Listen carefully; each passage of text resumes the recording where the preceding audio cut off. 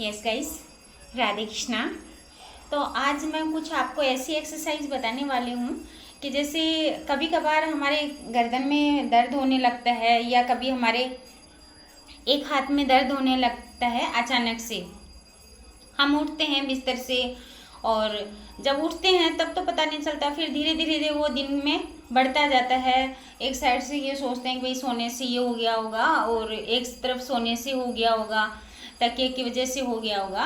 तो ये सारी चीज़ें हम सोचते हैं। तो इसके पीछे रीज़न बताती हूँ। कई बार क्या होता है कि जब हम सोते रहते हैं, नाइट में जब हम सोते हैं या दिन में भी, कभी कभार कुछ साथियों की आदत होती है जो दिन में भी सोते हैं। इस कारण जब हम सोते हैं तो हमारी बॉडी पूरी तरह से रिलैक्स मोड पे होती है, तो हमें पता नहीं चलता है कि जब हमें गहरी नींद में होते हैं तो हमें पता नहीं चलता है कि हम किस पोस्चर में सो रहे हैं। और इसी वजह से कई बार क्या होता है, या तो हम जैसे करवट लेके सोते हैं, कईयों की आदत होती है ऐसे हाथ को रख के सोना, ठीक है। कईयों की आदत होती है एक हाथ को ऐसे रखना या फिर इधर से रखना। कईयों की तकिए जैसे 2-3 तकिए लगा के सोते हैं। आजकल के जो बच्चे हैं जो 2-3 तकिए लगा के, पिल्लो लगा के सोते हैं। तो इन साथियों में ज़्यादातर ये रीज़न होता है।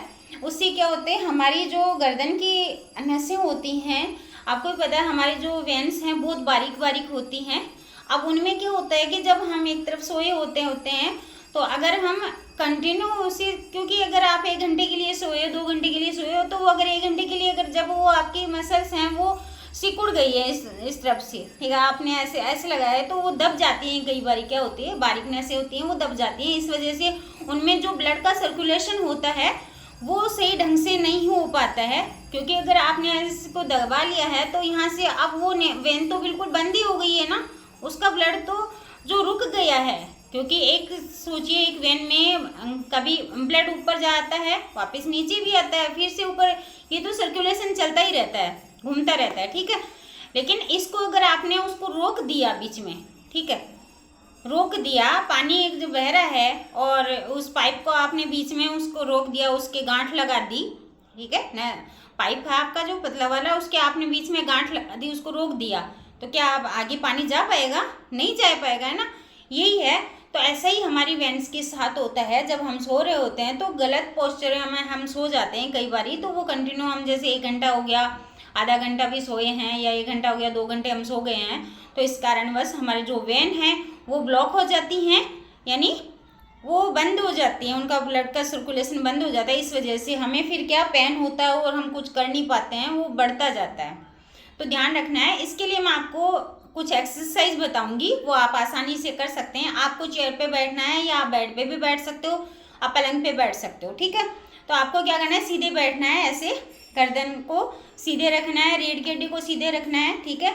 और आपको क्या करना है, ऐसे रख के गर्दन को आगे इस तरह से 1 2 3 4 5 6 7 8 9 10, ठीक है। अब 10 पीछे की तरफ आप करोगे, रिवर्स 10 9 8 7, गर्दन को ढीला छोड़ दीजिए, 6 5 4 3 2 एंड 1। अब आगे पीछे हो गया। अब साइड में, यानी गर्दन को पूरी तरह से ढीला छोड़ दीजिए, 1 2 3 4 5 6 7 8 9 एंड 10। अब साइड चेंज, यानी आपको धीरे धीरे करना है। फिर रिवर्स 10 9 8 7 6 5 4 3 2 एंड 1। अब क्या करना है, गर्दन को पूरा राउंड में घुमाना है, यानी क्लॉकवाइज एंड एंटी क्लॉकवाइज, ठीक है। जैसे धीरे धीरे 1 2 3 4 5। आप इसको 10 बार भी कर सकते हैं। वापस एंटी क्लॉक, रिवर्स 5 4 3 2 एंड 1, ठीक है। ये हो गया। आप शोल्डर्स को थोड़ा थोड़ा ऐसे क्लॉकवाइज एंड एंटी क्लॉकवाइज घुमा सकते हैं, ऐसे 1 2 3 4 5, रिवर्स 5 में एंटी क्लॉक, रिवर्स 5 4 3 2 एंड 1, फिर 1 2 3 4 5 एंड 6।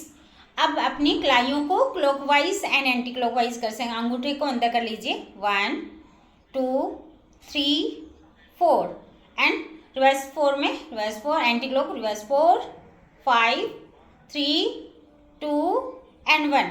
इसी तरह से आपको क्या करना है, यानी आप अपने हाथ को भी इस तरह से पूरा पीछे की तरफ खींचेंगे, ऐसे ऐसे, ठीक है।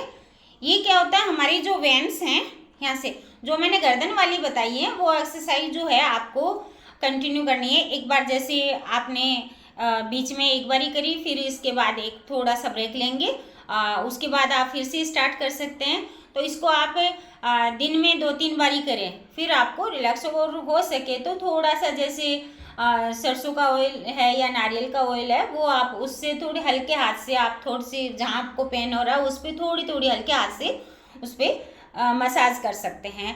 आप चाहो तो मतलब गुनगुना जो पानी है उसके बाद जैसे मसाज करने के बाद गुनगुना पानी भी उस पर डाल सकते हैं। जो आपको पेन हो रहा है उसमें काफ़ी हद तक रिलीफ मिलेगा। जो एक्सरसाइज बताइए ये आप 2-3 दिन करेंगे तो आपका ये सही हो जाएगा, गर्दन का जो दर्द है, ठीक है। बाकी आप मुझसे पर्सनली बात कर सकते हैं, ठीक है।